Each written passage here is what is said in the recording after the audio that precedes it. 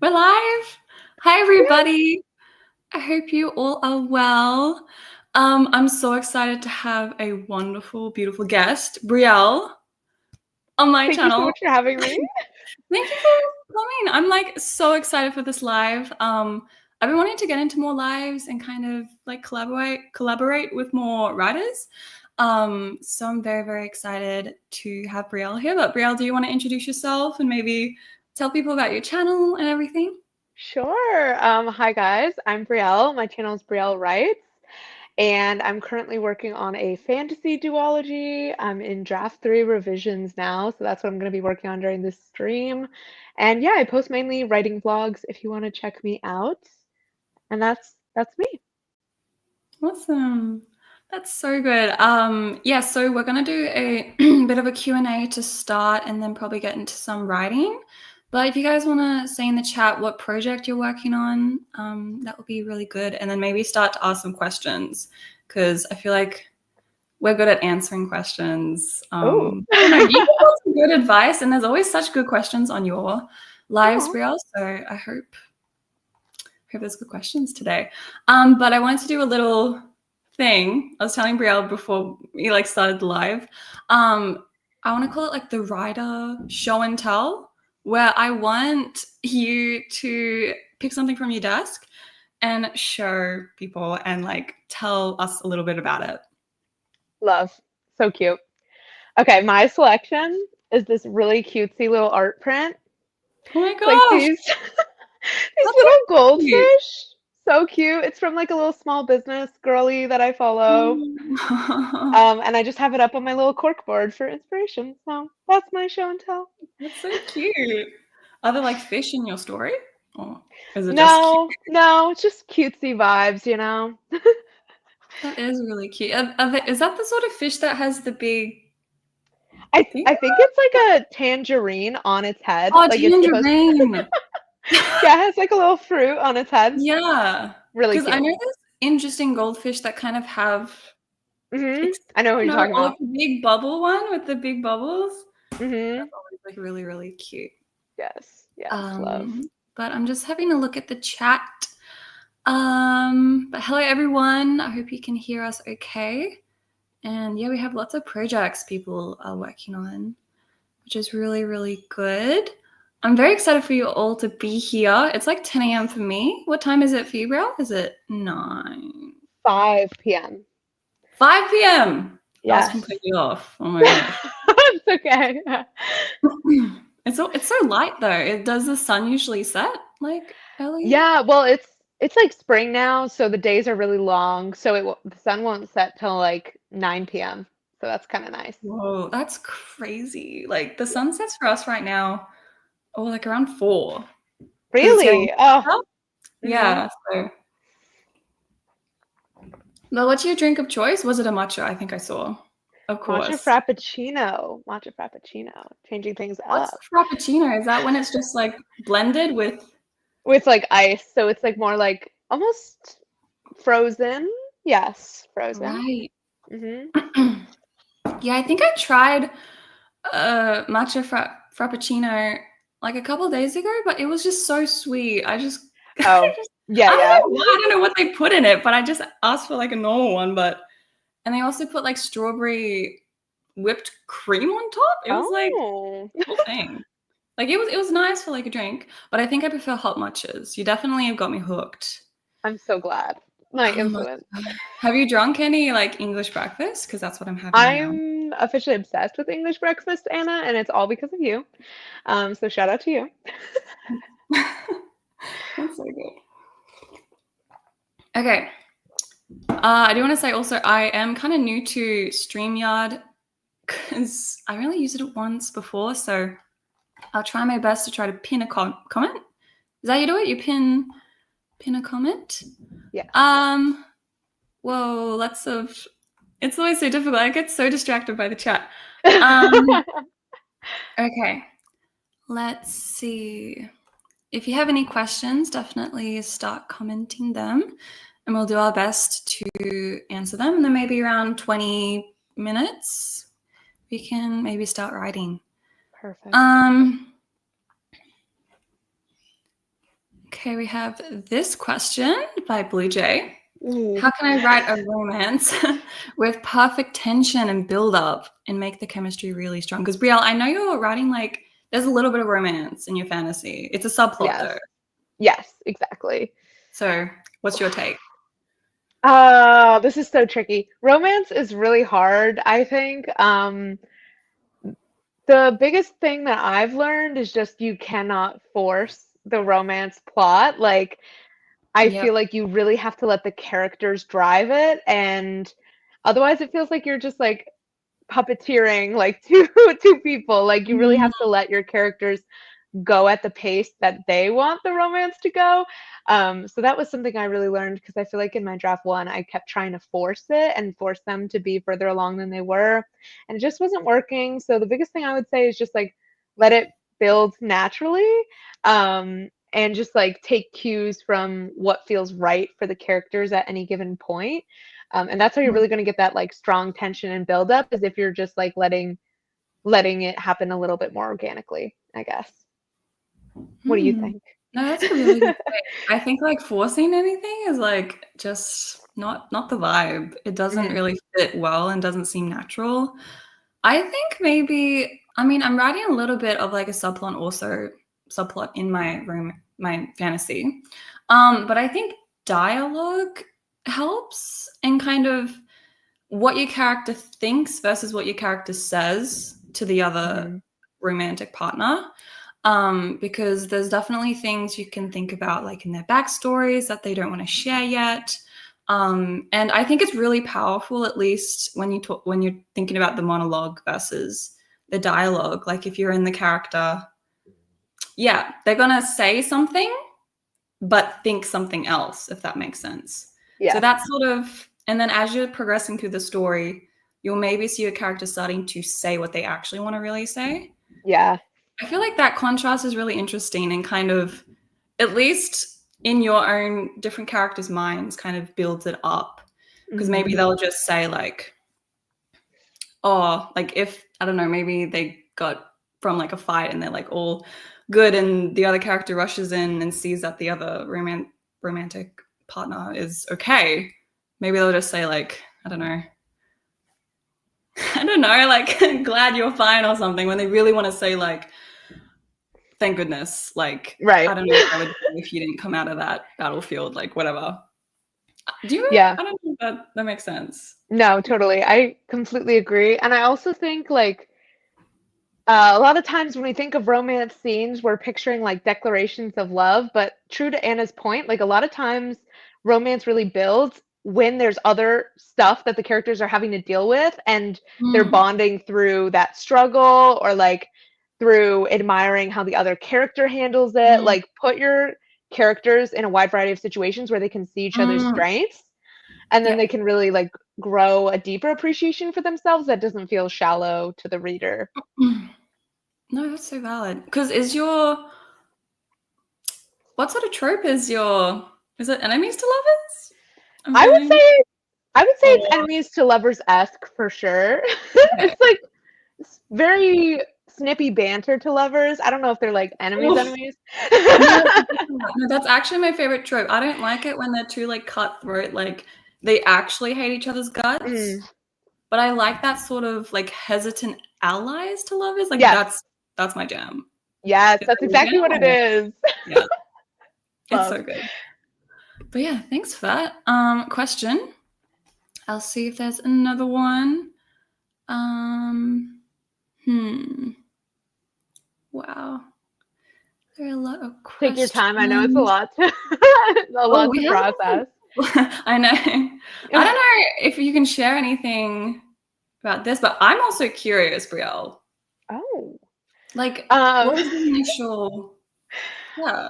yeah, I feel like I've um, said this so many places at this point, but I think the initial seed of the idea was the date scene between our love interests. I came up with that premise of um, like this disgraced son of the ruler, and then like a girl who doesn't want to be there, and they're put in a dining table together, and like let's see what happens. Right. And so that was like the Yeah. initial seed. And then I built the world and the whole like journey of the book around that one scene, which is interesting. That's not usually how ideas come to me with just a single scene. But Hmm. yeah, that's how it started. And now that's chapter 2 of the book. So Wow, that's so epic. So yeah. how do you usually come up with story ideas? Is it's not through scenes, but like I through feel like songs? usually it's coming from like a vibe or atmosphere or like a Mm. setting idea. So like a Pinterest board or like a certain aesthetic I want to explore, things like that. Yeah, I feel like I usually start from like the ambiance and then build from there. How Yeah, about kind of you? like the world. Um, right. Actually, recently I've been inspired a lot by music or like particular Hmm. songs that kind of inspire scenes. So it's like a song lyric or song vibe that inspires like a scene. Mm, I love that. Yeah, most of my projects actually are from that. If not, it's like very rarely from like a dream.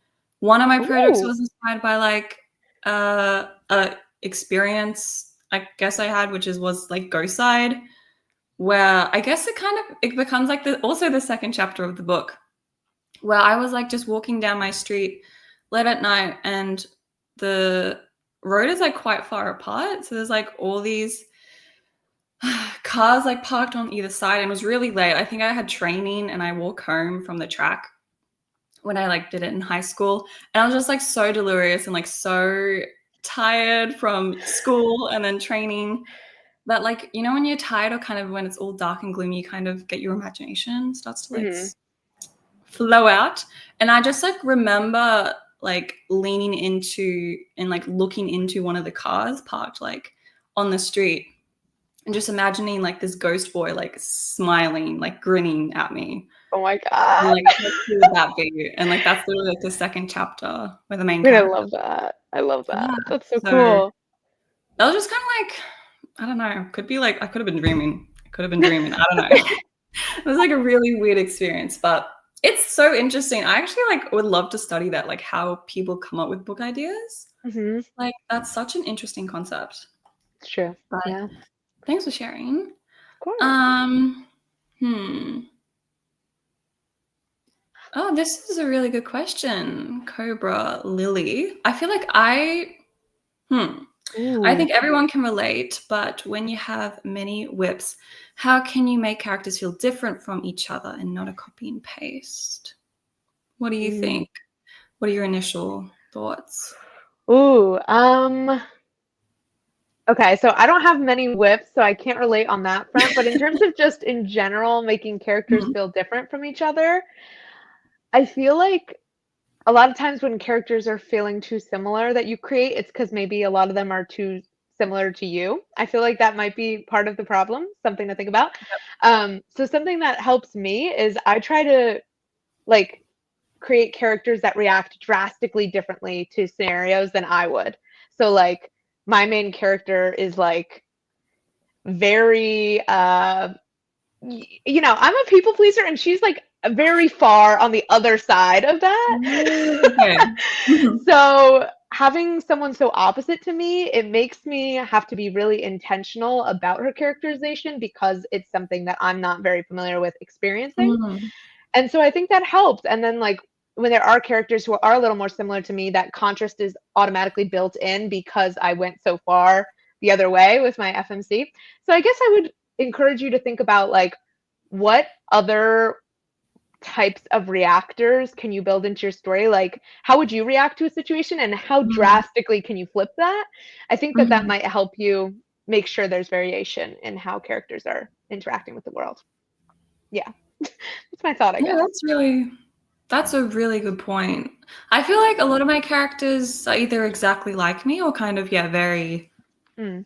almost like I want to be like them. Like they're Mhm. like so sweet and so nice. I'm at least I think I kind of replicate very soft characters because I just love them so much. Mhm. Um, they're just like really addicting and nice to write because it's just like you're so wholesome but also broken, which I really really like. I I think love maybe that. it's not something that could help. I feel like this is mostly with main characters, at least in my experience. a lot of my female main characters seem quite samey. Like in terms of like their backstory is obviously completely different, but their sort of goals and outlook on life is quite similar, very like duty focused, for example, which I think you have to be if you're like a chick in like, you know, a fantasy world. Like you have to be kind of, you have to know stuff and like do stuff. Or maybe like switch up the genders. Like I have written a story with 2 male main characters, and that was such an interesting way to do that. I don't know, that could just be like a quick, obviously you can't just change the gender of your characters, but like maybe in the future, like try out different perspectives, or maybe, I don't know. It is difficult just trying to figure out, yeah, what Brielle said, like what are their core characteristics, and if they're similar to you, try to like make them sway the other way so you can see, you know, how to write a really different character from what you used to. But yeah, I love that. characters are so important. I love characters. Do you have a favorite character, Brielle, in your? Ooh, I mean, I feel like it's the love interest. I feel like that's always the case for me, though. It's just like I get a little dreamy about my love interests. But he's just Yeah. such a sweetie, and he's like gone through so much horrible stuff, and I'm just like, I feel like he deserves better, and so that's why Aw. he has a. I have a little soft spot for him. Yeah, but low key, I do feel like for anyone who's gone through revision, maybe you can relate. Like, I feel like you really get to know your characters the longer you spend with them, and like the more rounds you go through. So, yeah, I feel like I've gotten to know them so much better as I go through later drafts. Do you feel that way with Ghostside? Yeah, definitely. I think you just like kind of go deeper and deeper into like, because you have to really figure out what their motivations are and actually explicitly write those sorts of beats. Yes. So you like, you have to do the work and actually like become a psychologist and like think like, what the heck is wrong with them, and like how can they make a full turn? But yeah, I think it's always fun to play favorites. It's like picking your favorite child, I feel, but it's so valid to have a crush on your own characters. Like let's just put that out there, because I agree, it's because you create them, they're kind of like the dream man. It's so You know what I true. mean? Who's your favorite, would you say? In my current project or in Ghostside? Either one. Whichever you'd prefer to answer for. I actually really like my current project has this like older character who's actually kind of like a mentor. Mm-hmm. And I really enjoy writing her because, yeah, like a lot of her actions is dependent on her backstory and what has happened. And that's like what shapes the whole world or like the state. So like knowing like her character and how she is at the start of the story, but a lot of the characters don't know actually who she is. She's just kind of like this very eternal, which she is actually eternal, like I don't know, person. Like she's so mysterious, but also really fun to write because she kind of talks in like parables almost, which I kind of really enjoy. And she's very wise, but also very flawed because of the things that has happened to her. Like I really, have you read the Ballad of Songbirds and Snakes? Which is kind of like, yeah, it's like the villain arc of President Snow, which I love. Villain arcs where the villain tries so hard to be good, but just the makeup of their world and what's happened to them can't let them. So they kind of regress into that mindset, which I think is so addicting to read and also write about. So that's like that sort of mentor character who like ends up being like kind of evil. Yeah, I love that. Love that.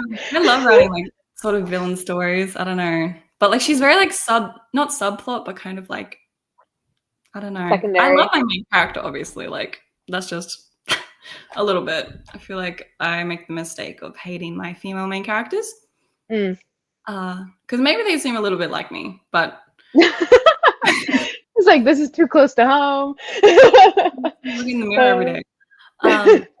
We maybe will get writing. I'll try to share my screen. So give me 1 second.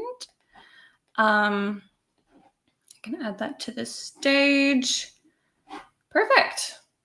I'm not sure how long we would like to go, so maybe comment if you'd like. How long? What's your usual Pomodoro vibe, Brielle? Is it 30 minutes, 25, or? I'm honestly down for anything. I'd be down for 30. I say the longer the better, but that's kind of crazy of me. So Kind of crazy. Yeah, 30 minutes is my usual. It's just usually I go for like a full hour, but it's really encouraging to hear the ding ding ding. Yeah. So yeah, 40 minutes. Someone That'd be says crazy. that's a little bit too long. I think 25 minutes. What else do people think? I feel like 30 minutes maybe is a good medium. Plus, I don't really know how to change the clock. Yeah, I feel like 30 is good. Okay, awesome. Let's go 30 minutes and then see how we go, and then we'll come back with some questions. But I wish you guys all luck in your projects, and let's get writing.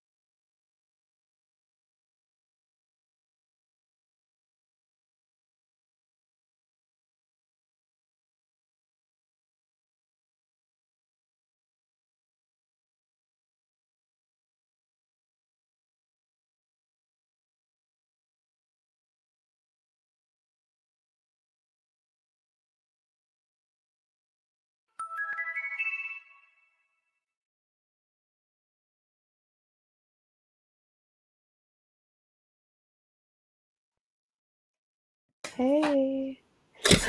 Hello. Gosh, that went kind of quick. It really did. It really did, yeah. How'd your writing go, Brielle? Pretty good. I finished up some tweaks on chapter 6, and now I'm doing chapter 7. I'm just doing one last pass of Act 1 before I continue on in draft 3.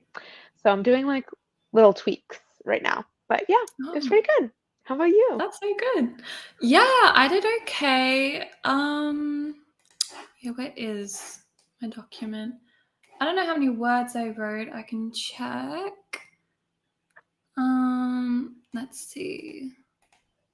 611. Which Nice. isn't too bad because I'm drafting at the moment, so Yeah. it's difficult. But I did want to let me know also in the comments how many words you're able to get. But I thought it would be really cool if you're comfortable, Brielle, to share some sort of phrase, line, or couple Ooh. sentences that you edited or drafted over, and just share about it. Ooh, okay. Yes, I'm gonna have to search for something real quick. Um, sure, okay. Okay, so the context of this is she's leaving behind this university where she tried to convince them to let her sister into the school. And basically, she's realizing that she needs our love interest's help because he has power and influence, and our main character does not. So I'll read like a couple small paragraphs. I retreated from the office on autopilot, barely feeling the paper between my fingers. The distorted faces of the gargoyles framing the entrance gate mocked me, insisting I should have known better. Margot had never had a chance at relocation, and I suspected that even with straight A's and a perfect portfolio, they still would have found grounds to reject her on. Nothing I could have said in that office would have made a difference. A girl from the outskirts of the West Side, I had no power. As I paced back towards the front gates of the Cillian Academy, a realization rose to the surface, one that I immediately resented, but Farron Thane does. So yeah. Fire! Oh my gosh, I love the description of the Oh, gargoyles. thank you. That's so epic, like how they mocked, because how they're kind of sculptured. It's kind of it's like a mocking. That's Mhm. such an interesting way to describe it. I love also just getting the vibe of like what the university looks like. Oh, Like thank through you. that simple description, like it's very like it fits in really well. Thank I really like you. that. I appreciate that. Thanks. That's so cool. I love that idea. But yeah, someone says you ate. Oh, thank you. There we go. I always get so nervous. I know, it's honestly so nice. Do you I know, I think in a couple of videos you've shared a little bit of your story. Like kind of line. What do you feel about that? Like sharing, like knowing what to share, what not to share of your project, since you are like kind of getting to like that closer to self-publishing. How do you feel Yeah, about, knowing low what to share and what not? key. I feel like I've become much more sparing with how much I share over time, like towards the beginning of my channel. And there's even like stuff that I've cut out of past videos Mm, after the fact because I was like, oh, that was not ready, and I shared yeah, it. yeah. So I tend to err on the side of caution. Like if I'm not 100% certain I want to share something, I'll just hold it back. And sometimes, Mhm. sometimes it definitely feels like, oh, people are sharing more than I am. Like sometimes I feel some type of way about that, but I'm like, when it's ready, I'll share it, but I don't want to like have any regrets about Mm. putting things out too early. That's kind of how I feel. How do you feel? Yeah, I kind of agree. It is a difficult line to tread because you kind of want to share your story, but not in a way that spoils it, not in a way that kind of gives too much away, because then it kind of once it gets to your story being published, you don't want people to know too much about it, or else it's just gonna take away that element of this is a book. But I think there is goodness in like sharing your work. I think if it's something like a line that's kind of like a little bit out of context, but also Yeah. like nothing too crazy. It's not like, yeah, you're sharing like chapters, you know, on your Yeah. channel. So I think it's like a good like toe dip in the water. I don't know how to describe it. Like Mm-hmm. the waters of how people react, and also just gaining confidence in your work, which is good because, yeah, like how is the drafting process going? Because oh my gosh, like I don't know how you'll like. I can't imagine like a book being done. Like when do you say a book is done? Like Dude. that's such a crazy idea. Like no, my book will never be done. I totally feel that. Yeah. Yeah. I mean, it is weird getting to a stage like I still have multiple more drafts that I'm gonna do for sure. Like it's nowhere near publication, Mm, mhm. but starting to get to the point where it's starting to like take shape and feel more like a book is like pretty crazy because I've never really experienced like I've never gotten to that stage before. Mhm. So it's kind of trippy, but I think I'm gonna have a hard time like knowing when to stop to stop Yeah. tweaking things like, Yeah, you yeah. know, I'm sure you can relate because I know you're in the revision trenches with Ghost Side as Yeah, well. it is How are you hard. feeling about like Yeah, how it's like close? it's crazy. Like some moments I feel like, yeah, like I could publish this book like if I do a few more drafts. And then there's sometimes where I'm like, no, this is so far Mm. from ever seeing the light of day. I recently got some editing advice through Fiverr. So that's actually going to be a Oh. video soon where I kind of like talk about the advice I got and stuff. And it's like crazy. Like I'm a lot further back than I thought. Like Mm.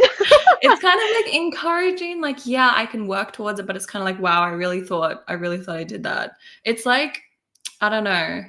Yeah, like you really think you edited well, but when you get a second opinion, it's like, wait, you gotta like, you're Mhm. too cocky. That's kind of like how I felt. I was like, no way. That's so Um, real. Because sometimes you just like there's certain things you just can't see as the writer, and that's why getting other opinions is yeah. so important, is like they can just see things from a totally fresh lens and point out things that you had no idea was even there, you know? So, yeah, I'm low key nervous when because I'm planning to hand this over to beta readers in a few months, and I'm like, I'm curious to see Exciting. how big the changes are going to be. I'm hoping there's not going to be Mm, any like restructure the whole book level changes, but I'll do what I mm. have to do if someone says that that's the right thing to do. But That's yeah. crazy because I've struggled a lot with like critique in Mm, terms of like writing being such a subjective, very personally creative thing that you have a particular vision of the story. And when someone tries to seem to change it, it kind of feels like a personal attack and kind of like, to what extent can you critique on someone's work before it becomes like changing the creator's vision? Because yeah. like I remember talking to my friend and like, yeah, I think I asked them to like kind of critique my poetry, for example. And they were like, I can't though, because that's too like subjective. Like saying that that doesn't make sense is kind of like, that doesn't even make, you know what? I don't Right. know. Does that make sense? So Yeah. like, yeah, critiquing someone's story, it's kind of like critiquing them as a person, I Mhm. feel. I don't know if that's way too radical of me to think that, but sometimes it feels like that. So like what's your approach with like getting beta feedback and kind of how you're going to decide whether or not to keep something Mhm. or Yeah, change? I think like discernment is so important when you're getting feedback because at the end of the day Mm, you have to feel right like taking a yeah, note like you yeah. never want to take something that your gut is like no don't do that you know. Mhm, mhm. So for me like honestly I think it helps that I'm getting feedback from people whose expertise I trust and who I think like know me and know what I'm trying to Yeah. accomplish with the story. I think that helps. But for me it's just like a if I'm reading a note and I'm like, "Yeah, that makes so much sense, like, I can feel that, I can see that," then that's like a Mm, green flag. mhm. Oh, not the thumbs up. And then if it's something where I'm like, "I see why they thought this, but that wouldn't make Mm, sense for this world or this character," mm, then mhm. I'll try to, like, still get to the root of the piece of feedback. For example, Mhm. maybe they say like, oh, this character is acting too full of themselves in this scene. Maybe I'm trying to make the character act that way because of that's how they are, but maybe the reason Mm. why they're commenting on it is because it isn't clear why the character's like that or Yeah. what I'm Yeah. trying to achieve with it. So sometimes even if the exact feedback you don't want to take, Mm. you can ask Mhm. yourself like, is there something I can get from this to help me Mhm. execute it better so that they're not confused or off put by it, you know? Yeah. Does that make any That's sense? so true. Yeah, it's like breaking down what a critique is trying to say. It's not trying to say Mhm. this, but yeah, that's really difficult because they could just say like show why this character's Uh, been ignorant here instead of like this character's too ignorant. So it's right. kind of like that double revision and double work for you to kind Yeah. of. But that's a really good perspective Yeah, like you have to to interpret. take. You have to be like, what's at the base of this? Yeah, like what do they mean? What do they mean by that? Yeah. Um, no, that's a really good, yeah, perspective to take. Do you miss drafting? Like new words? Sometimes. Something that's helping though is I'm still adding scenes in some places. Right, so it's So still whenever I get writing. to that, I'm like, yes, like I can't wait. That's so Yeah. good. Do you Yeah. miss like one or the other when you're working on like one part of the process? Yeah, I never miss editing. I feel like I've heard you say you don't like editing before. Oh my gosh, I actually hate it. I actually hate it. It's so bad. Like someone else do it for me. Like it's so like I'm still trying to get like used to it or even just like grow as a writer. I remember like you saying I think in one of your last recent vlogs about like your stamina of writing, like just Mm-hmm. getting better and your sort of skills having to shift from drafting to editing, like that's definitely a big leap. And I feel like I'm still actually working on drafting and I'm not sure if I'm even at that editing sort of I don't know. It's difficult because they kind of all coincide to some extent, but they are completely different skills and also Mm-hmm. it's natural to kind of gravitate towards one or the other. But do you miss like, or do you love editing? I don't know. I feel like I've grown to appreciate editing more. Like when I first started editing, I was like, oh my God, this is really hard. And now I feel like I've kind of Yeah. found my groove with it a little bit more. I think it's just hard because you really have to like confront the messiness of your work and be like, Mm-hmm. it's very, it can feel really difficult on your confidence. I don't know if you've felt that way too, but I think Mm-hmm. in drafting it's just like, oh, this is fun, I'm just throwing things around, like whatever. It's much more like creatively freeing. And then when you edit, it's like you really have to take a look at your weaknesses as a writer. And so it's hard, but I've Yeah. found it to be more rewarding lately. I think I just had to get used to it, I guess. Mm. Yeah. No, I agree. Yeah. It Yeah. is definitely something you need to get used to. Um, Yeah. yeah. Yeah, Yeah, I maybe agree. you'll I grow to agree. love it. Who knows? Maybe. I feel like, yeah, it's kind of like if you get good at it and if you can like control your editing, it becomes more Mm. fun because you get to like really understand, oh, if I put this in, then this will mean this. It's kind of like Yeah. knowing the ins and outs of your project that maybe it starts to get more fun because as you're kind of finishing the structural, big, really difficult things, you're able to kind of make more fun, creative choices, which Mm-hmm. are more like intentional and you can see the effects, like really. Yes. That's Yeah. such a good point, Anna. And low key, an analogy that I like for this is like, Ooh, to me, draft two felt like I was trying to do like a 1,000 piece puzzle, and there was like 10 pieces down on the board. And I was like, I right. need to make this all work. And now that I'm in draft three, I'm like, the puzzle is 70% done. And now I can kind of Yeah. see where things need to go. And it's like a little clearer. It's like plug and chugger. And then I'm Yeah. like, hopefully with each draft, it's like the puzzle is more and more put together. And then it just becomes clearer. Like, where do I go from here? And you're not just staring at this giant Mm, thing like, I have no idea like how to make this work, you know? mm, Yeah, mhm. so that low-key helps me like think about it that way. I'm like, each draft is gonna get a Yeah. little closer. I know. It's like, oh my gosh, it's literally like a marathon writing a book. It really is. Like they really like editing a book is hard. Like it's just a huge, I don't know. It's a big I thing, writing a I whole have a book question start for to you, end. actually, low Oh my key. gosh, please.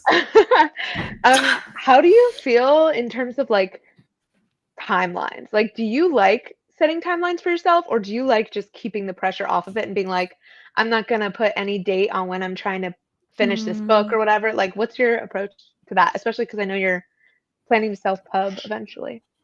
yeah, that's something.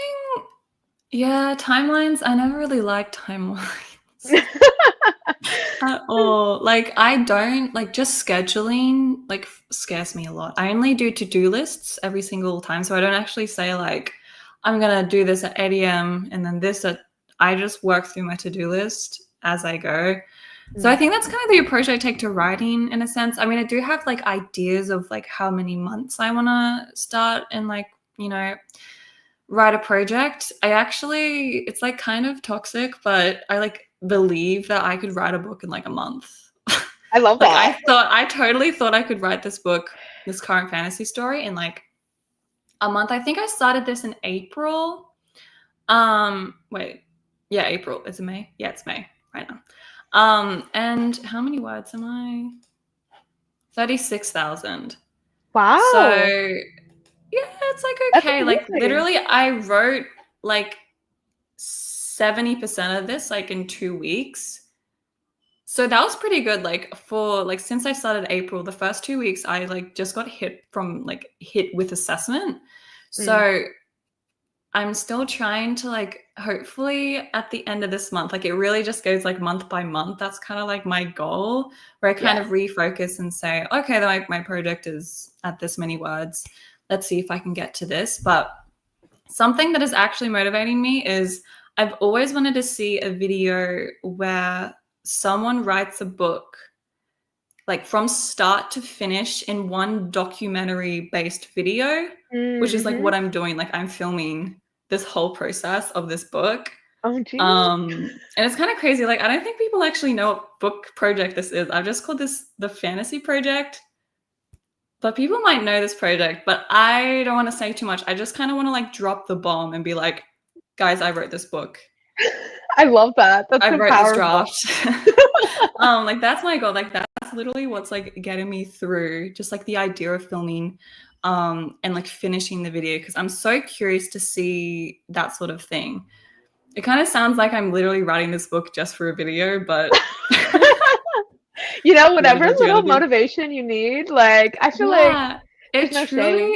it truly is really cool. So yeah, that's kind of like what I'm doing, but I'm really liking this project and I think I'm making good progress. But as for timeline, yeah, it's a little bit messy all the time because I'm like in school and stuff, but Yeah, trying my best. yeah. So Definitely. fair. Yeah. Interesting. Okay, we have another question. Ooh, which one are we gonna do? If you have any questions also, we can definitely answer them. Ooh. Um, hmm. Let me see. We have one just there. Um, do you have any Ooh. tips on writing descriptions? Yeah, kind of like dropping too much. What do you think?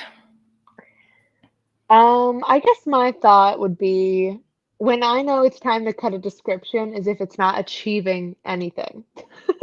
Like Mm, if it's not giving an emotion or like helping us build atmosphere, if it's just there, like it's just like a character tying their shoe for no time to cut it. Like mm, so mm-hmm. anything that's not contributing to a certain vibe or emotion or atmosphere I'm trying to create, I'll Mm. remove. Um, and I say just try to keep the sentences that are the most punchy and like visual and like really, Yeah, most important. yeah, most important. Like cut the fat, you know? Don't be afraid to Yeah. scrap to scrap the fat. Yep. I agree. Well, with my process is like my draft, like my first draft, at least like for example with Ghost Side, I think I finished the book at 36,000 words, which was kind of like a novella, Mhm. but it was quite the skeleton of a story that I did have description there, but it definitely wasn't as bloated as it should be. Like it could be still read and kind of understood, but when it comes to me, I love the creative freedom you get from writing descriptions, and just it's difficult if you're cutting the fat versus adding the fat. I feel like we're butchers. But like yeah, I don't really have that problem. I feel like I need to write more description, which is crazy because I always say this, where when I'm writing my law assignments, I'm like 1,000, 2,000 words over, Mm, like 200% over. When it comes to writing my books, when I can actually write whatever I want, I'm such an underwriter. It's I feel really that. terrible. It's really terrible. Are you also an underwriter or an I'm over? also an underwriter. My Yeah. my rough draft was much shorter. It was 74K, which it's like still a Yeah, novel-ish, it's still but chunky. on the shorter side for adult fantasy. And so Mhm. now it's over 100K. So I had to add a ton of stuff, including a lot of description. So I feel Mhm. you there. But low key, I feel like I had to do a thing of like it was underwritten and then I wrote some of the And you description gotta and then you got to find the middle. So I was just like, yeah. okay, got to cut some of this away. I see. Yeah, Yeah, that's a it's an lot of interesting like process. two different sorts of skills, but Hmm. also kind of knowing when to put a description in and when not to is Yeah. important. Do you ever find yourself repurposing like descriptions or scenes or settings? Yeah. Yeah. I feel like I often find myself like even just within a scene, cutting and pasting a piece of body language to a spot that Mm. it works better, things like Hmm. that. I've never copy and pasted like a whole scene or Scene. like setting though. Yeah. Yeah, that's usually quite hard to do. Hmm. But I also do the same thing a little bit because it's kind of like you came up with the idea. Don't waste Yeah, it. Like, exactly. Exactly. um, yeah. Ooh, kind of an interesting question. How to have more original ideas and creativity, Mm. like making things feel mine. Any tips, Gabrielle? Sorry, I always put Okay. you on the spot. You just speak really quickly, and it makes me like, Now, this might not be like necessarily what you want to hear, but this is what I always tell myself is like you're going to inherently put your own spin and personality on your idea. You don't need to stress too much about originality because, like you said, like we've seen a lot of variations of similar concepts. What's going to make it feel yours is how you execute it and what characters you're putting into it. And like mhm. you have something inherent about yourself as a writer and the way that you write that's going to make it feel original, even if the concept is not the most like revolutionary, never been done before thing in the world. Mhm. So hopefully that's reassuring. I just feel like when you stress too much about the idea being super original, like you might stop yourself from working on the project or getting Yeah, into the project. yeah. And I feel like a lot of times the originality comes from how you do it, not necessarily what the concept is. So, Mm. what are your That's thoughts? a really good point. I think very similar, but to kind of make that maybe more practical, Mm, mm, um, I feel like, well, it makes me think of like handwriting. Like if you write something, it's gonna be like English words. But your handwriting, your particular mm, way in which you write, yeah, as Brielle was saying, will be inherently different. But a way to kind of think about that is like put your soul in your story and put what you like in your yeah, book. I think is the best way, because mostly I talk to like lots of writers and they think that no one will like their book because it seems so niche, seems so, but truly like the nicheness and the uniqueness of just your interests and like your soul within a story, I think will express itself very easily. So maybe just try to yeah, think about things that you like, characters that you like, and it will all be tweaked eventually, yeah. in your Agree. own self-expression. But if you are feeling a little bit kind of bored of your project, try to maybe like genre blend or do something crazy in like your book. Like, what are your weird, wonderful interests? Like, I quite like the idea of apocalypses. I don't like the idea, but I think it's so epic. Like a zombie apocalypse. So I literally put that as like one of the major kind of like plot things at the end of this fantasy story. Like there's literally like an apocalypse, I which love I think that. is so epic. Like that's kind of like something I really like. So I'm just like, may as well put it in there. So think Yeah, about things that you like and how that can fit into your story. I think like I love that's that. a cool way. Love. Apocalypse. Cute. I love that. Ooh, okay. Let's see. A couple more questions. Do you see any, Brielle? You can also Oh, let me take a let me look. know. Hmm. I don't know how you keep up with these chats. This is crazy. There's this one. This one's quite a simple one. Favorite Mm. trope. Or tropes, plural. Oh, I I wonder mean, how many we'll have in common. I love enemies to lovers. No one is surprised by this. I also really like forced proximity. Um, Mhm. I also love a quest, as we all know, because I'm writing a Yeah, journey like a book. story quest. Yes, yes, Yeah. yes, yes.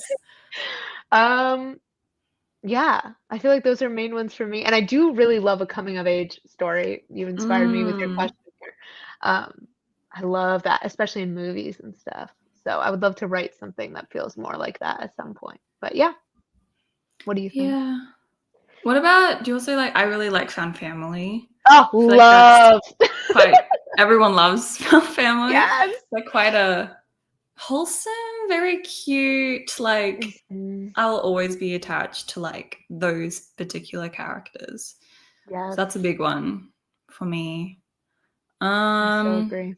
Is there any like scene tropes, like a particular like Hmm.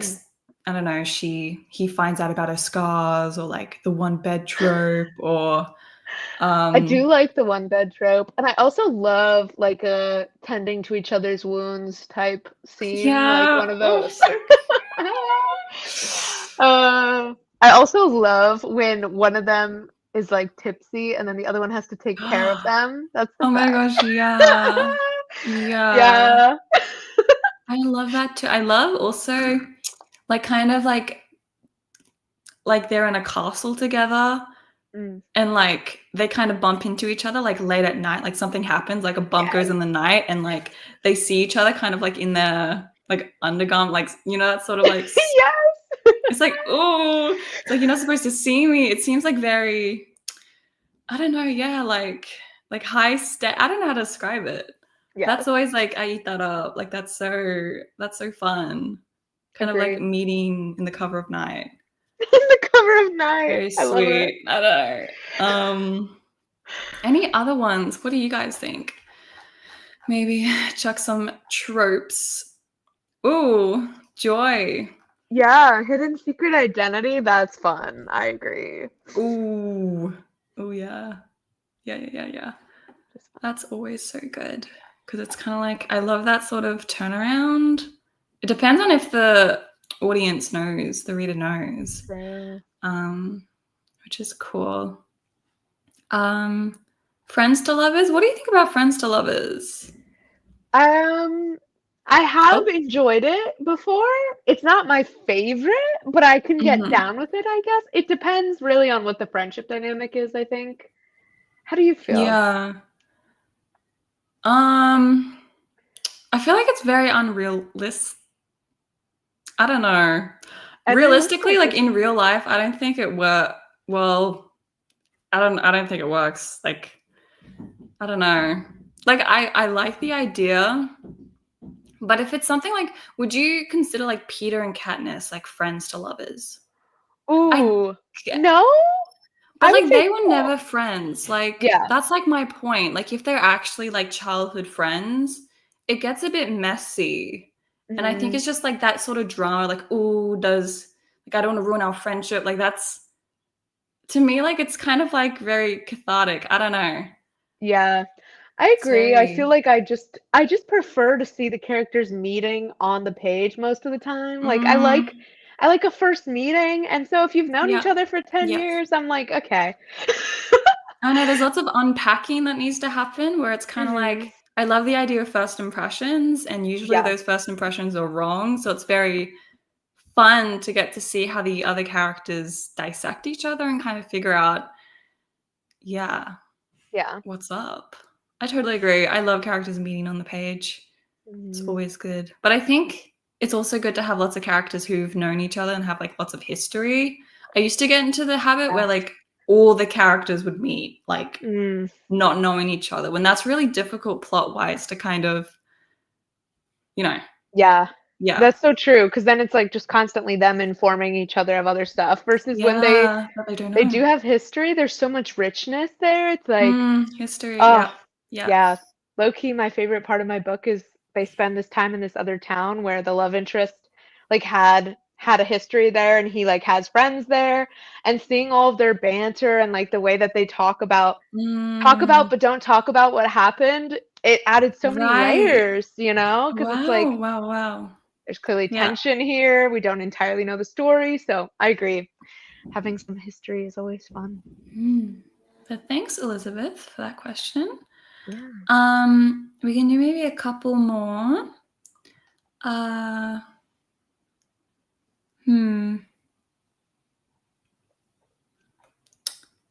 see. If you have any questions, pop them in the chat. Well, I'm seeing like a lot of the tropes. Reluctant allies to lovers, yeah, I think is my favorite romance trope. Where they like are forced to work together, but they just have that natural banter, which I think your main couple has. Yes. Wait, what do you think about love triangles though? Like, is there some sort of love triangle in your story? Like even just a hint, or I think any jealousy? I wouldn't call it a full triangle, but there is moments of jealousy. I would call them peripheral love interests. They show up for a small portion of the book, I guess. And low-key, she has more on the page romantic moments with the peripheral love interest than the main love interest. Which I'm like, oh my god, like I'm being so cruel to this boy. She's, she's kissing these other guys and not him. Like, so sad. Oh my gosh. Whoa. Yeah. Come on, man. Up your game. It does make for some fun jealousy, though, which I always enjoy. Yeah, it's always fun to work with that. Yeah. I feel like I heard you say you don't like love triangles. Is this correct? I usually don't, but literally my favorite series is The Biggest Love Triangle. It's the Clockwork Angel series by Cassandra Clare, where it's these two guys and a girl, which is, I guess, the usual one. Yeah. But it's crazy because this one works. Like, is it okay if I spoil? Go. Do it. Okay, so Tessa, who's the main chick, it's actually so good. But I love Jem, who's like, anyways, Jem is like kind of really sick. Like he's kind of chronically sick in the book. And he eventually like is about to die, but he actually proposes to Tessa like throughout the story, not knowing that she also secretly likes Will, who's the other guy. So there's Tessa, Jem, and Will. So she actually says yes to Jem's proposal because he's like kind of about to die, and like they're kind of more, it's like so sweet, but it's because Will actually has like, he thinks he has a curse on him that everyone who loves him will basically die. So that's why he never lets Tessa in.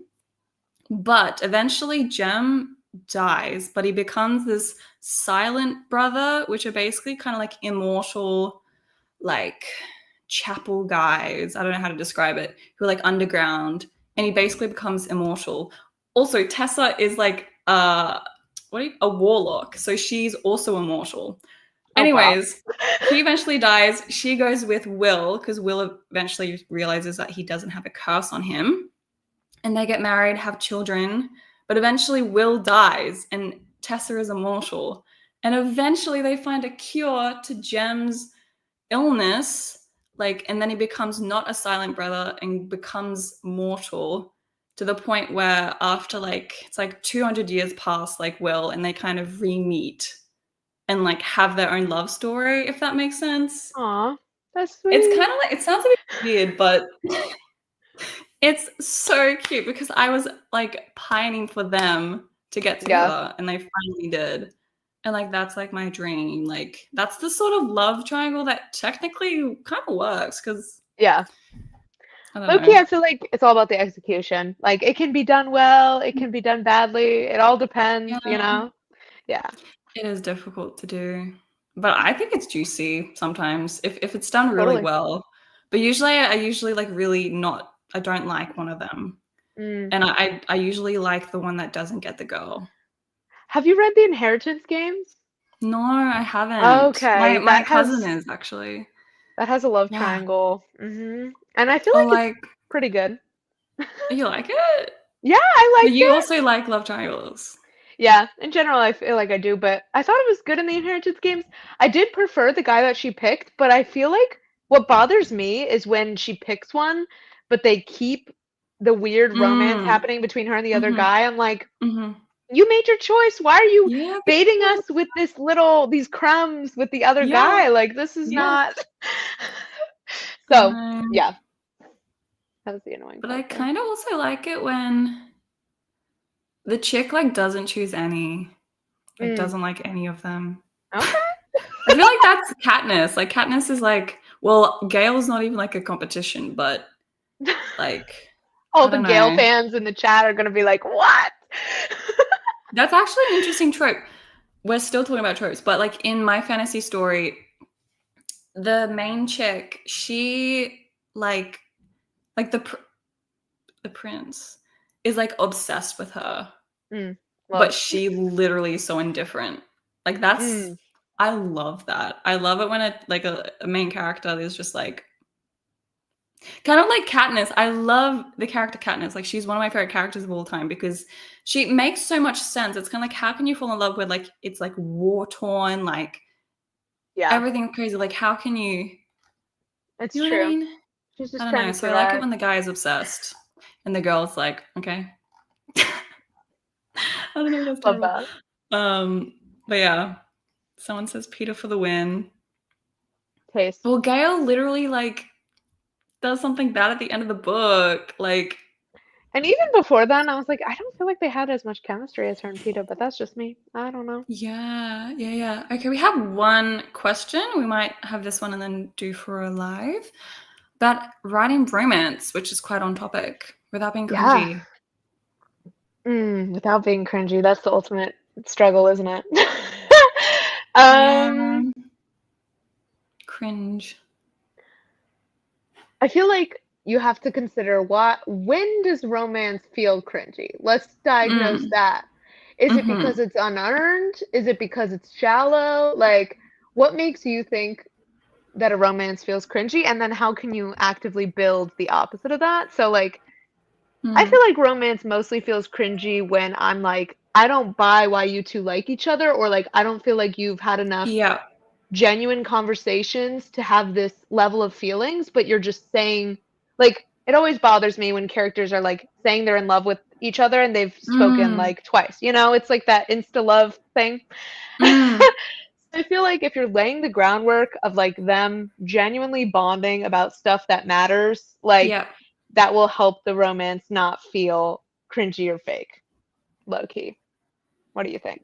That's so valid. And something that I don't know, I think I've said in a video, but I low key kind of find um romance stories like rom-com books cringy Oh, because hot take. I I can't read them because it's so like compared to like fantastical like romance, like as you were saying, Brielle, like there should be a reason why the character loves them. And in most cases, it's kind of like war torn and there's all this like drama, these Mm, stakes. When like the stakes in rom coms feel so underwhelming. I don't know how to mm, describe it. That's not to say like all of them are cringy, but I just feel like the common tropes might, in my opinion, kind of is what I think if I'm trying to no, not self-diagnose my own romance, diagnosing the idea of cringy romance. Yeah, it's like when the trope seems so without stakes, you know, yeah. if it's like, oh, you know, he's not gonna ask me to the prom. It's like, shut up. Like, Yeah, like what? I agree. Like, if I your don't character is know. making a big deal out of something that's not a big deal, like Yeah. that's I feel like a lot of times where it gets a little cringy too Yeah. is just like, girl, let's use our brains here. Like, what's actually Yeah. happening? Like, Yeah. When the yeah. girl is always a bit too, yeah, in her head, I think is when it Hmm. becomes a little bit like, okay, that's Yes. actually not what's happening. And don't have them only ever think about each other. This is, I also think, a major issue in romance is like she has Mhm. nothing else going on in her head or in her life. Like, that's when you really veer into like questionable territory. Like, have her have other goals, and same for the guy. Like, Yeah. have them have other stuff that they're working on, thinking about. Mhm. That is not Mhm. like constant pining in their own brain, like to death. Mm. You Mm. know? Yeah. No, that's really valid. I think if it's a romance drama, that's when it works really well because usually the romance hinders their life or somehow they have to Mhm. make some sort of choice. When it comes to books, I think it's a bit different, but when it comes to movies, I freaking love rom-coms. Like Mhm. it's like so like what do you have a favorite rom-com? Like Oh, okay. This is top of not a your head? rom-com, but my favorite romance is Stuck in Love. Have you seen Stuck in Love? Stuck in Love. Anna, you would love Stuck in Love. It's about a Love. family of writers, like a What? dad, yeah, a dad, a daughter, and a son, and they each have their own love plot, and they're all like Oh my novel writers. gosh. Such a cute movie, really cute. What? Oh my gosh, I'm looking it up right now. If anyone has seen this movie, please sign off in the comments. Oh, I it need to has know. that chick in it. Yes. Mm-hmm. The And Paris chick. the guy from Naked Brothers Band. Oh my God, what is his name? Nat Oh Wolf. my gosh, it Or has Logan and Lerman. Logan Lerman. Uh-huh. I Star-studded cast. love Logan Lerman. How have Me I not heard too. about this? What?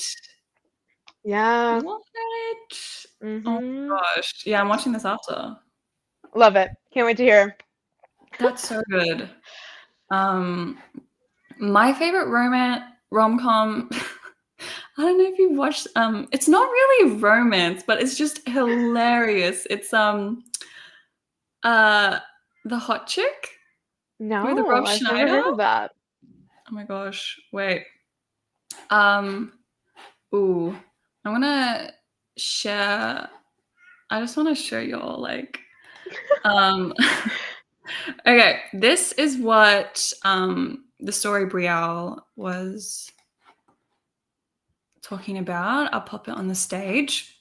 It has Logan Oh Lerman yes. and Lily Collins. This one, right? Yes. Yes. Yeah. It looks really Cuties. good. Wait, so that yeah, all writers.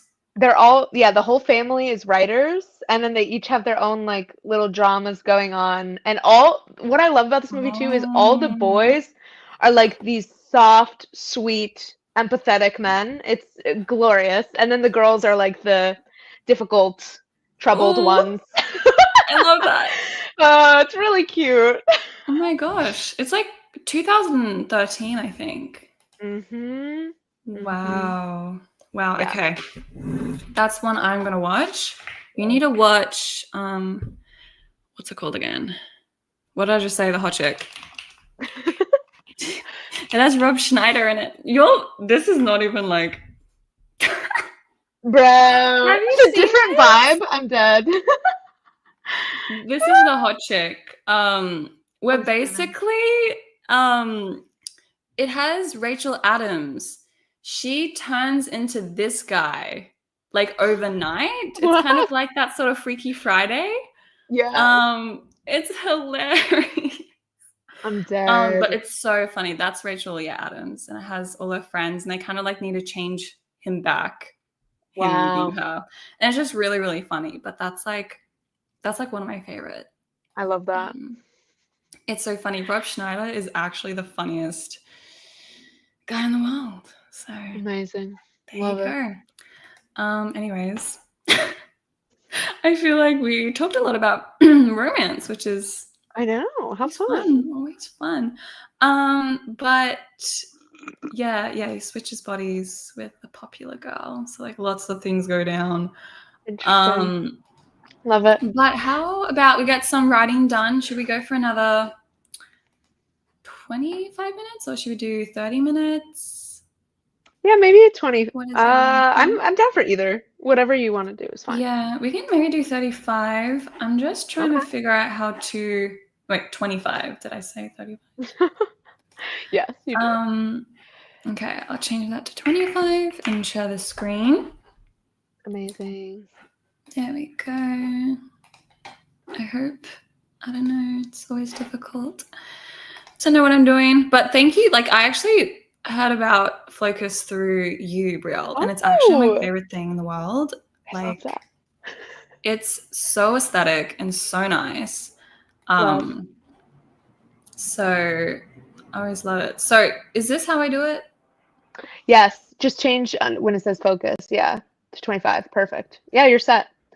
Do I need to say like, because it doesn't Then, seem to yeah, it doesn't refresh? update until you click start. Like as soon as you click start, it'll go to 25. See? Oh, no? Oh, maybe You not. normally that I'm gonna happens. refresh. That's weird. That is where you change it though. I know it's done this before, I swear, and it's like not worked. It's so weird. Yeah, it says. I don't know. Oh, maybe because you have countdown It's set at clock 30 minutes. You see that all the way on the right? on Timer the length countdown. oh, very good. Okay, that should work now. Nice. Okay, okay, let's get Nice. writing. Thanks, Brielle, for that. Of course. Good luck, Thank guys. you. Good luck, everyone.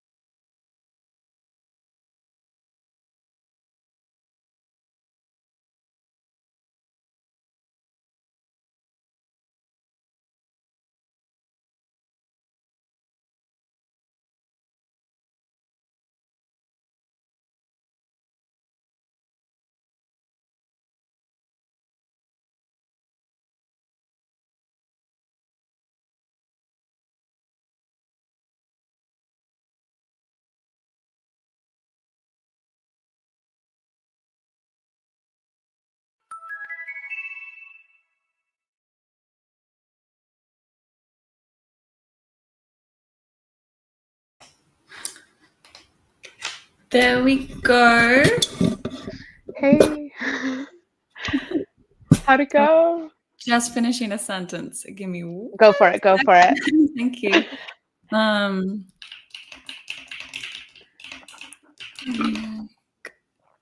Do you also feel like you talk to yourself when you write? I feel like I do that a little Absolutely. bit.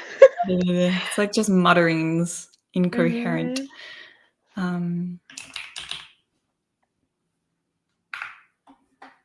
Okay. Cool. How did you go, Brielle? Mine was good. I did a bunch of tweaks to chapter 7, so now I'm moving past that. And yeah, now we're on chapter 8. I'm almost through the Act 1 tweaks. I think I'm gonna finish it in the next day or so. Really? Yeah. That's so exciting. Is that how you kind of break your story up, like 1 act, 2 act, 3 act? That's how I'm doing it for draft 3. Like I did a full revision of Act 1, and then I went back and did a read through of the first act, did another round of tweaks. So I'm approaching this draft very much like in chunks of like once Act 1 is solid, then I'll move on to the next act instead of just going through the whole thing and then reviewing the whole thing, if that makes sense. So yeah, it's a lot more manageable. Yeah, I think so. Yeah, did you have any phrase you want to share Oh, if you'd like? And I might share maybe one of mine. I don't really have a good one. So I should like let you know. I want to like do that. I think it's a good way to kind of like, I don't know, kind of put like kind of validate the fact that we wrote something, like we wrote. So fair. But yeah, you can have a few minutes if you want. But yeah, usually I should have said like, maybe keep in mind, maybe look for something, as your next time. I like the end of this. I feel like I'm always just going to the ends of chapters because that's usually when like the pretty stuff is, you know what I mean? Yeah, so I'll read this cutesy little paragraph. When I finally stumbled home in the blue hour, the evening slipping away into twilight, I didn't register the distance I was crossing or notice the guards lingering in the forgotten alleys between the poorer streets, waiting to write up the innocent people who had misjudged their walk home. I thought only of Margot and how the hell I was going to bring myself to leave her. That's her sister. Wow. Oh my gosh. Yeah. The way you said like misjudged like their walk home, like that is such an intelligent way of just describing like people like taking the wrong route or getting lost and like getting caught by. That's such a cool way. I love reading like the way that it's such an intelligent way to describe it. I don't know how to describe that. You know? That's sweet. I'm like sweating every time I have to read. Oh. And I love the blue hour. Like that's like kind of more twilight, like in the afternoon, like nighttime. Yes. That's so lovely. Blue hour. So really cool. I love your writing. It's really cool. I don't really know what I should share either. Like, I don't know. I'm in a chapter that's kind of a little bit chaotic. Like lots of things are happening because I'm just adding particular things to kind of, there's been like a huge storm and like people are basically trying to clean up everything. I don't know. And then, there was wait, where did it go? There's just like this, like couple sentences from the main character's POV where she sees like the marketplace where something happened a couple of days ago that was really like traumatic. But she says, I can maybe give you some more context. And through the buildings, I saw the gates and the main meeting place before them. I should look away, but my eyes are drawn back to it, and the smell of char and the screams come back to me, so suddenly I almost trip. I don't know, that... We love. Anyways, it says, I see the stake protruding from the ground. Flame scars licked at the steel like shadows curling around a light. Ooh. Yeah. Pretty. Stake. I love that. So ominous. Obsessed. Yeah, really, she's like drawn to the energy of the place because like something happened. there. Yeah. I And love she that. like go through the market to find somebody. But yeah, I know this. I feel like I'm just trying to get the action. So like the descriptions are a little bit like weird, like so I'll work on it like in my next draft for sure. But I thought that was pretty. Loved. thanks. I Of don't know. course. It's so interesting the idea of like flames licking. It's kind of a Yeah, bit I weird. really like that. I thought that was nice. I Yeah. love the idea of flames. Do you actually have any like metaphors and stuff in your story? Like any of your favorite Ooh. metaphors or kind of like themes? Because I feel Ooh. like stuff like fire, for example, might be really Mm. telling. This is a good question. I'm trying to OMG. think. I know. Like I kind feel of like symbols. I have like reoccurring visual elements, but I don't know if I would say they're like, like a massive metaphor. Like the ribbon is a big thing in this book. Ooh. And it's because it like ties to her sister. Like her sister would always braid her hair and tie it off with ribbon. And like, Oh my gosh, she thought that's it so was kind of sweet. she thought it was kind of like juvenile at the time, but like now every time she sees A ribbon or thinks of ribbon. ribbon, reminds her of her sister. And so that is a nice little through line that I tried to That is carry. so sweet. I love little pockets of that, like symbolism and attaching that to like a character's thought. I Mhm. think that's so, so nice. How about you? Do Wow, you feel that's so like pretty. flames is your go-to? Um, in Ghost Side, actually, yeah, flames and Yeah, like matches is such a big love. theme in this book. I think the stars and like the moon is Mm. quite like a telling like metaphor and kind of I don't know. I love how omnious is that the word? Ominous? Ominous? Close enough. Oh, I'm so bad. Like I'm totally not a writer.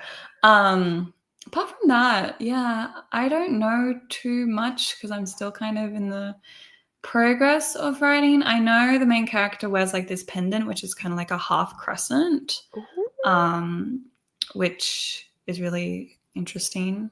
I love I always that. love when characters have those little things, Me like too. little like habits where they like latch onto something Yes. or sort of go back to. But yeah. Yep. And also the idea of like, I don't know. Yeah, maybe I shouldn't say that. It's a bit of a Oh, spoiler. oh. Oh. Spoilers on the live. Spoilers on the live. I know. Like it's actually kind of like it's good to like give crumbs because if people like watch this whole it's kind of like they deserve a little bit. Absolutely. But yeah, again, it's like knowing when how much to share and when and Mhm. everything. But yeah, did you have any last questions, everyone? Let us know, but we should close up quite soon. Wow, I'm like scrolling all the way down. So many comments. But yeah, if there's no really pressing questions, I feel like we can close up soon. Brielle, did you have any closing thoughts?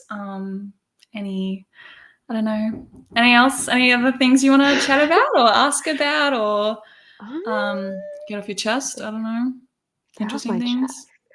I don't Um, know. I don't think so, really. Though I am low key intrigued by the.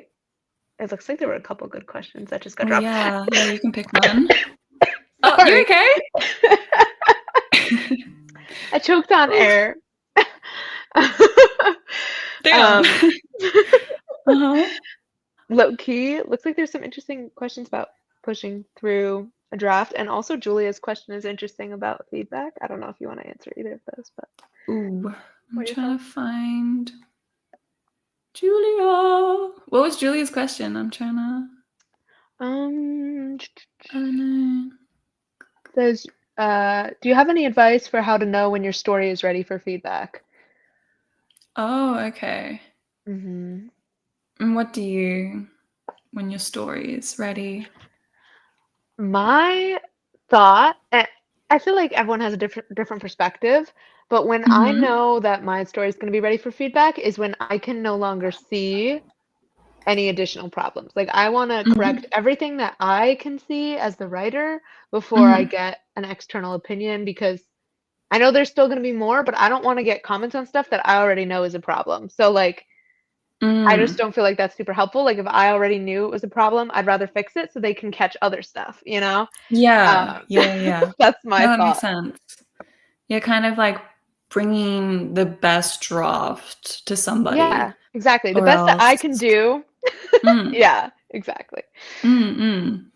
It is difficult because like you can only self-edit to like some extent. Right. Um, yeah, it's so crazy that like you think you're being as objective as possible. Like even if you take time away from your project and come back, there's just things you will inevitably miss. So I agree. Mhm. Like just trying to get your project to the best it can be. Um, or else they're kind of just, yeah, wasting words if they're saying fix this when you're like, yeah, I should have done that. Right, exactly. You know? Yeah. But yeah, I Tricky. agree. And what was the other question? I'm trying to find it. I still can't find it. Can you star? You can't star, can I you? can't, I don't think I can, Hmm. unfortunately. Um, But hmm. Leiko's question was how to push through the unmotivated stage of the Here we go. first draft. Yeah, yeah, yeah. Okay, yeah, found it. Yay. Ooh, unrated state. Yeah, I'm kind of, guess I'm kind of like a little bit in that. It's just, to me, it's like this kind of like bump you need to get over Mm-hmm. to get to the second act, because the first act, although it's like really fun to write, it's definitely a bit of a drag because you just want to get to that fun state. So I think trying your best just to work through it, looking forward to be able to write like the main part of your story, which is kind of like around act 2 and then through act 3. I feel like I'm a little bit at that where I'm like, I just want to get to the actual, but when there's so much build up, I feel, because I know Brielle, you had like you needed to add a lot of context, like backtrack Yeah. a little bit. Yeah, in your project, I think, where you kind of wanted to get straight to the action, Mm-hmm. but like a lot of that needed to be done. Like, what do Mm-hmm. you think about this Yes. question? Yeah. That's very true. I jumped way too much into the action and had to fix that later. Whoops. Yeah. Um, Unmotivation in the first draft.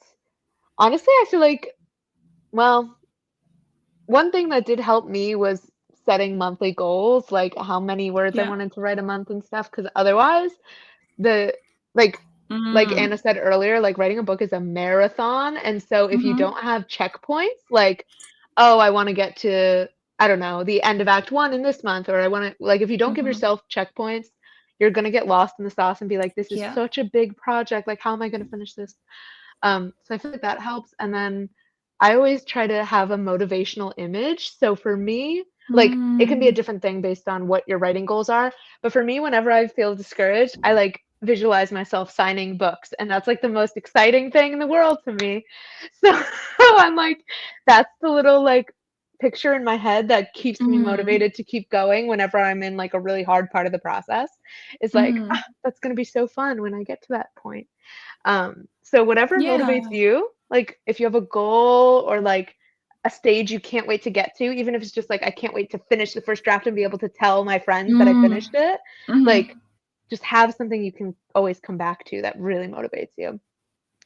Yeah. That's so true. Yeah. Signing books and going on book tours, Yeah, I love that. physically holding your book in your Hmm. hands, all those sorts of things. That's a Yeah, huge they're one. really important. I think at least like just quickly, I kind of brute force my way through the first draft a little bit, where I do try to write it as quickly as possible. Mm. Again, that might be a bit like toxic, like Anna just like write, but it actually works where if I say I'm gonna write 3,000 words, like 3K, I will try my best to do it. And I did actually film a vlog not too long ago where I just wasn't motivated to write this book, but then as soon as I pulled the camera out, bam, I was able to write 3K like so easy. It's crazy. Like the amount of motivation I have when there's like somebody, of course, like once I edit and it's uploaded, like people can watch and like go through it. But I don't know, it's so bizarre. Like I remember when doing assignments during high school, I would take my phone and like put it over there and actually time lapse myself to kind of like have some sort of, I don't know, for some reason filming it shows that I have made progress, and it's a motivation to not touch my phone, not get distracted, and just kind of like realize that no, like I need to work hard. Like it is hard writing the first draft, but like sometimes you just gotta brute force your way into it. Like I don't know if that's a even a great tip. point. No, that's a good just point. Like the reality. I think maybe. I don't know. Yeah. No, I agree. I think to finish a book, you gotta have some discipline, and like it's nice when you're feeling all inspired, but there's gonna be days where you're not. You gotta And brute so force it. And you feel so much better afterwards. Like yes. it's so bizarre. Like sometimes I like sit down, like I don't feel like writing, but as soon as I start writing the first sentence and then continue writing and get on a roll, it definitely is that sort of hump you gotta get over. And then you start to enjoy it. It's like crazy, like, oh my gosh, I actually enjoy writing. That's crazy. Crazy. Like, yeah, it's such a bizarre thing because I'm like, of course I do, but it's just getting to my desk, opening the document. Yeah, that really just gets you, starting to write. Okay. Oh, this is an interesting question. Maybe we'll end on this one. What's the best feeling after completing a book? How did you feel when you finished? I mean, I did in fact cry, but so cute. I didn't cry when I finished the draft. I cried when I got the physical copy, because to me that was like the real, like the moment that made it real. Like finishing the draft was cool, but to actually like see printed words that my brain, came up with, even though that first draft was not at the same quality as the book is at now, thank God. Yeah. That was the moment that made it real. And since it was the first book I'd ever finished, like a full length book, it was just like the most surreal feeling. And I don't know if I'll ever feel that like whoa again. But seeing it in physical form hit different. Yeah. That's so cool. Because I know, I saw like how like thicker your second draft is compared to your first draft. Yeah. How did it feel getting your second draft in the mail? Because I know you filmed it, but like how did you internally feel? And how did that differ? The second draft was a different feeling. Like I wasn't as emotional, but I felt more enthusiastic. Like I just felt really excited with the second draft, and just like, I don't know, proud of how far it had come and how much it had improved. So even though the first draft made me more emotional, just because I think it was like my first time seeing, my printed words. Second draft was like pure excitement of like, this is whoa. fun. Yeah, excitement. Yeah. Oh, that's so cool. Yeah, I think I'm similar. I don't know. I think I cried maybe when I finished my first manuscript.